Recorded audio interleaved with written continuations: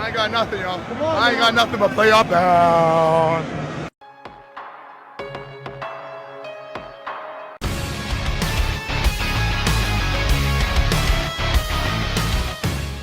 Wow. Well, good morning, afternoon, and evening, ladies and gentlemen. Welcome back to the Nolan Hockey Podcast. Thank you guys so much for joining. Bomber win, and man, big win. So the Winnipeg Blue Bombers clinch the 2024 Grey Cup playoffs. And now with that, Coach Mike O'Shea, let me see here. I had written it down. Coach Mike O'Shea is now the first ever franchise first ever Bombers coach to lead the team to 8 consecutive Grey Cup playoffs. First ever in franchise history. So congratulations to Mike O'Shea. One of many accolades he's gotten this season. Accolades, sorry. Oh my goodness. The what do I even say about this game? This is like the game. This was the game where it was like, where I'm thinking, this team, they still got it. They really still got it. In the sense of that we've seen them be able to win games and claw their way back into a season from 0-4 to 8-6, but now to 9-6. And we've been able to see that drive. But there wasn't necessarily one game where I'm like, this team looks dominant. This team killed them. There was no contest. It finally felt like that a little bit. Now, they do give up 27 points, which there's iffies on that. But you put up 55. Like, offensively, wow, I haven't seen that this year. And we did. So there's a lot with this game. So first off, this was orange shirt game. This is obviously because on this coming Monday, it is National Truth and Reconciliation Day. So all the leagues have the indigenous forms of the logo, which is just beautiful. I saw, so a lot of people, I'm fortunate, I don't own an orange shirt, at least not that I was able to find earlier. So I was wearing all my Bomber stuff, but it was nice seeing all the orange shirts in the crowd. I love that the indigenous versions of the logos. I'm not going to lie, I think they should make a jersey with it. I know that they did the warm-up ones and whatnot, but I think every team in the league should have an extra jersey that's like the indigenous one, and you can wear it once, twice a year, whatever, but like full jerseys worn in the games, because they just look way too good, in my opinion, to not be utilized more. And then also it's like, hey, you can sell more jerseys and whatnot. You can make more money. It's a win-win. Fans want it and league could profit from it. So, but is what it is. So Premier Wab Canoe is at the game. And I got to say, this is probably the first time in a while I saw a Premier come out at a Bomber game and actually get somewhat cheered. Also known as Pallister and Stephenson really got booed the last times they were there, especially Stephenson. And so that was just interesting to see. And the Elks come out and they're wearing all white, which I was like, bold take. And also just like, that's a lot of one color. It almost made me feel like it almost reminded me of like the Argos when they do the all baby blue with no blue, with even the baby blue pants. I'm just kind of like, oh, it's like, not crazy about it, but I love that they were at least able to put those indigenous logos on the helmets. That was something. So Bombers would win the coin toss, and so they'd start off with that. That's good. So Bombers would take the ball. Great. And going into the first quarter, let's get into the game. Great return for Lucky Whitehead. He would start it off. Bombers would then push it a little bit. There'd be a close call on a drop for Kenny Lawler. And this one, and I think they would rule him down by contact here. But it was actually a bit of a scary situation as that ball comes out. Elks pick it up, and Caleros actually pushes him out of bounds. So it's funny. I thought it would be so funny if Caleros got like a tackle on him. It's like our quarterback got a tackle. What the hell? But we got a little bit lucky there. It's reviewed and deemed down by contact. Bombers push, and then Nick Dembski would get the first points on the board. Bomber touchdown. Oh my God!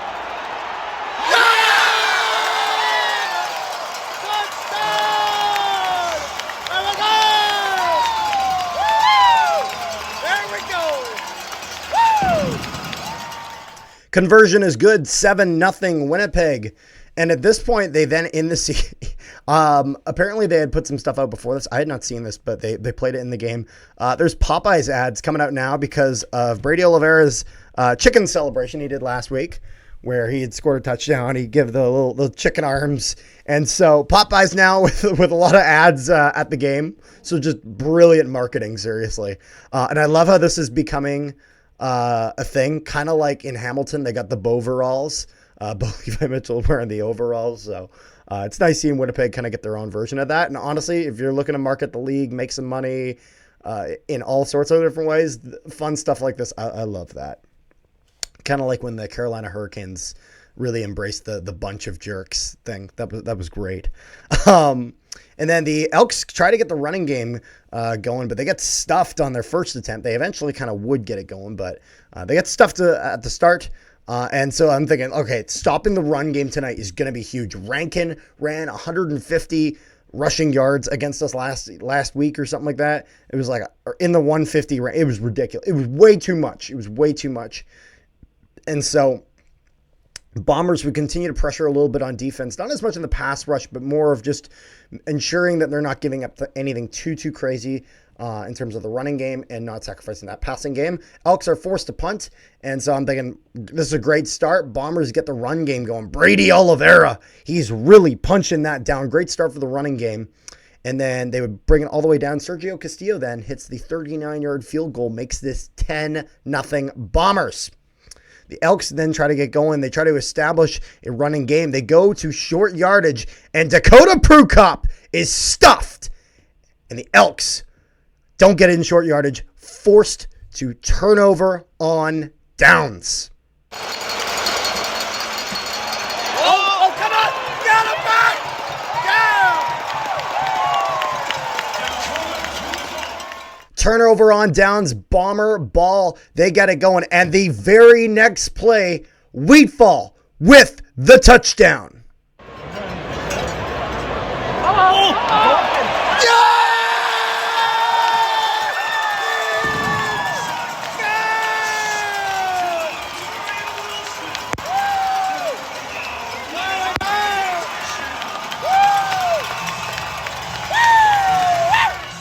Conversion is good. Bombers lead 17-0 as Wheatfall with a great catch. And man,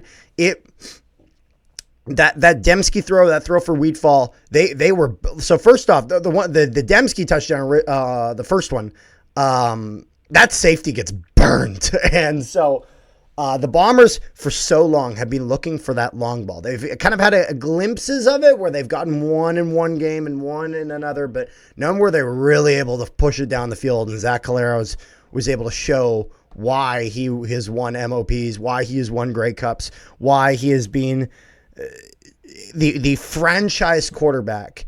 And today he showed it with my 6 touchdown passes, over 400 passing yards. All of the results you want from Zach Caleros. But it continues. We're still in the first quarter. Elks drive goes in, and they get absolutely nowhere. And then they would punt, and Whitehead goes out of bounds, and then about when he was 6 feet out of bounds, takes another hit. There was no call on that, which a lot of people in the stands were upset about that. Understandably so. Second quarter then rolls around. Bombers would then push it. And then I'm thinking, like, they got to keep going. And they keep going. And they keep going. They keep going. I'm like, this Bomber team is on fire. And then when it seems like he's down on the ground, when it seems like he's in the turf, Brady Oliveira overcomes it, gets the touchdown.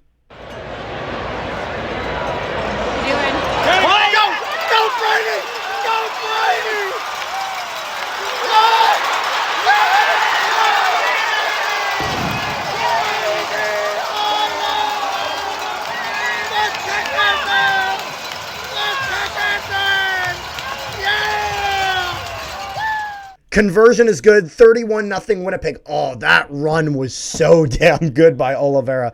The amount of tackles he shed and just kept trucking along. Like, this is, there was a lot of comparisons between him and AJ Ouellette, but we know who's better. And so keeps it going, and he gets his chicken dance touchdown song They do the chicken dance for the touchdown song. Crowd was loving that. And I love that marketing. This is great. So 24-0 Bombers. The Elks then start to push it upfield. And then Garbutt with a very confusing touchdown.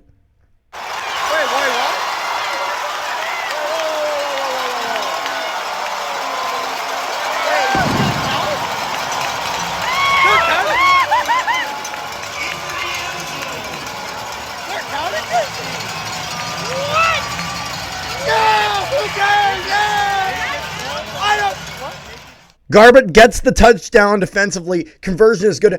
31-0 Winnipeg. Now, I want to get right into this because I was confused in the stadium. I thought that was incomplete. However, it appears they're ruling this a lateral pass. And I could be wrong. I can't remember all the specifics when it comes to the rules. But I believe in the event of a lateral pass where he's essentially like passing it like almost behind him, that it's treated as a live ball, even if he fumbles it or even if it's incomplete or whatever. But if someone could look into that or give me an explanation, I didn't get the TV broadcast. I was in the stadium, so maybe the announcers kind of had something that they pointed out. If you know about that, please comment that down below. I'm really curious about that. And also, while you comment down below, make sure you give this video a like, share it around, and subscribe if you haven't already, because it helps out the channel a ton. And there's a lot of good Bomber content coming out. There's a lot of good Jets content coming out on the NHL side of things, on the hockey side of things, all sorts of stuff with that. Zach does a lot of hard work on those Jets videos, and it definitely shows. So make sure you check that out. Now, and the Elks would then get going on their drive, and I commented, holy shit, Ford just ran someone over. It was right near the sidelines, and he dropped the shoulder, and it just would look like a car crash. Which the Bombers somehow didn't call that their collision of the game when they do that later. They called a different one, but it was a great hit.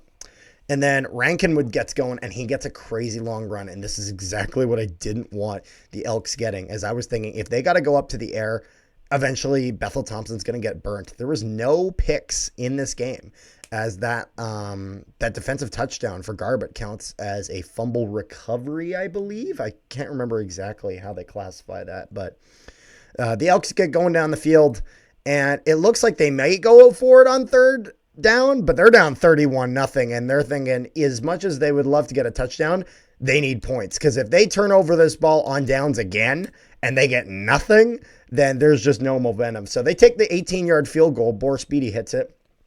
It makes it 31-3. Goes back and forth a little bit. Bombers would then push. There'd be a huge pass for Nick Dembski. Castillo hits the 33-yard field goal, makes it 34-6 Winnipeg. Elks push it back, and then Beatty hits a 24-yard field goal, making it 34-6 for the Bombers. Now, at halftime, they would have there'd be some indigenous Canadians who would come out, and they would do a traditional, I believe it was First Nations Cree dance. I don't know exactly what it's called, but it was very neat to see them showcasing their culture and all that. And they had a lot of the getup that they have is just really, really cool and well designed. And so it was nice seeing that. And so they had that during the halftime.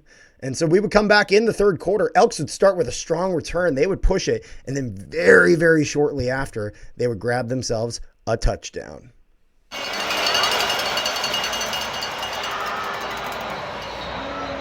Bethel Thompson. Conversion is good. 34-13 Winnipeg. Edmonton closes that gap just a little bit. Oliveira keeps the running game going. And then Kenny Lawler with a gorgeous one-handed grab. Are you kidding me? Out of bounds. The Bombers, they keep pushing it down. They keep getting it in there. There's a pass for Ontario Wilson. They move it down a little bit more. And then Kenny Lawler with the touchdown pass. Fake.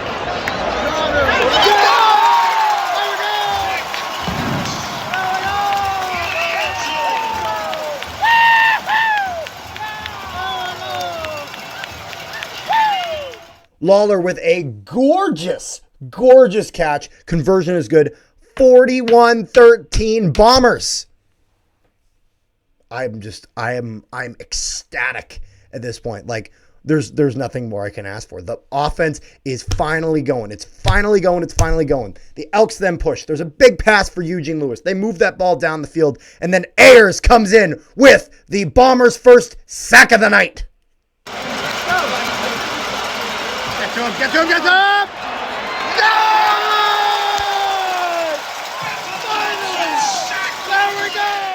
A sack for Ayers, and then the pass rush is finally starting to get a little intense. McLeod Bethel-Thompson is getting pissed. He slams his hands on the turf.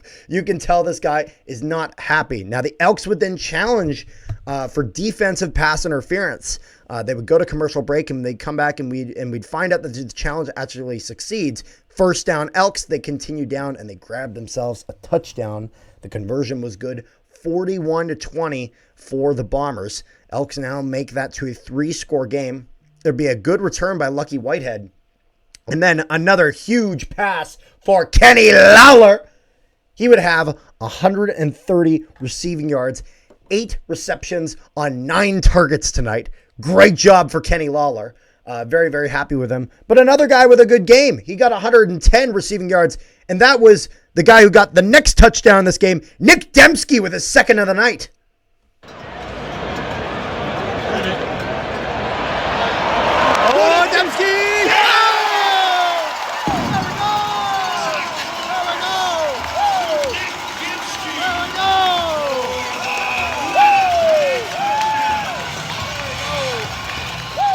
Dembski coming back into form. Conversion is good.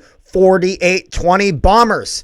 And now this is when I need to talk about this, because this is something that is not being talked about enough. The offensive line this game and last game has been downright brilliant. Brilliant. This is being in the offensive line years ago, what you were always told is that you will be the first one to blame and the last one to fame. That is how it works, and that is so damn true.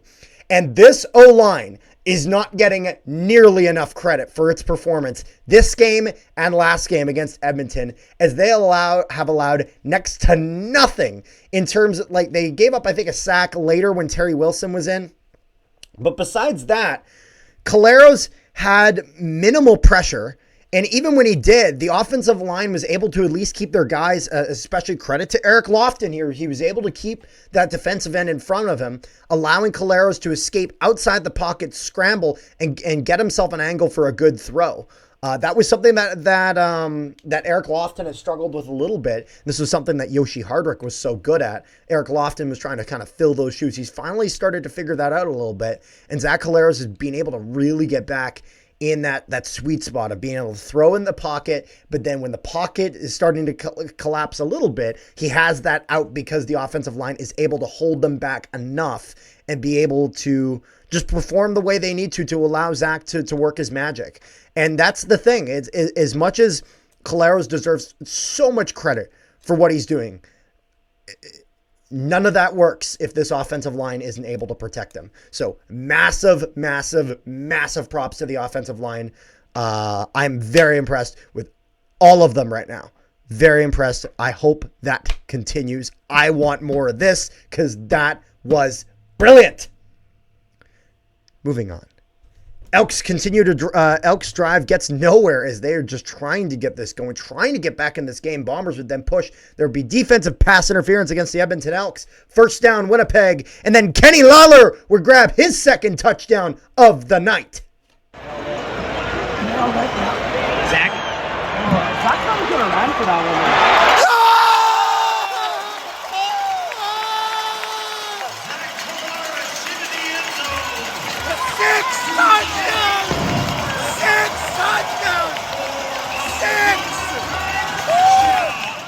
Conversion is good. 55-20 Bombers. Elks would then go in and they would try to get it going, but they're forced to punt as it is just not their night. They just can't. Even though they're able to get points, they're not able to keep up with the scoring that Winnipeg is putting on the board. And at this point, this is when Winnipeg rotates Brady Oliveira and Zach Caleros out of the lineup. and Johnny Augustine as well as Terry Wilson go in. And Terry Wilson, I believe, would go 1-for-1 with a 4-yard pass, I believe. He would take a sack as well. Johnny Augustine tries to get it going. Wasn't able to get much, but it is what it is. And this is when the Bombers announce in the stadium a new sound record where their loudest recorded moment a few years ago, I believe, and I believe this is what they announced, was 107 decibels from a few years ago. I'm not sure exactly how many. And tonight that was broken with 111 decibels at a sold-out crowd at Princess Auto Stadium today. And it was booming, seriously. There was, and for obvious reason, there was so much to cheer about tonight. And so the Bombers are continuing to sell out those games. They are doing so well financially, and I'm thrilled to see it. And then this is when they would kind of formally announce that O'Shea would be honored as the first ever Bomber coach to lead the team to 8 consecutive CFL playoffs. So congratulations to him. The Elks would then try to go a little bit. They would get themselves a sack. This would be the one they got on Terry Wilson. And then referee Andre Pruitt calls a brain-dead pass interference call against Terrell Ford. Now, again, this is at a nothing point in the game. We've already won at this point. But that was a great defensive play. He reaches around him. He does not interfere. Very much disagree. And then the Elks would grab a touchdown, but, I mean, at this point, who really cares?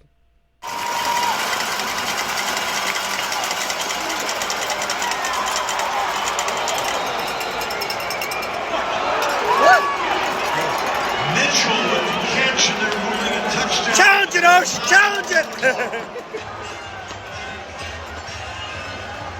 Whatever, who cares?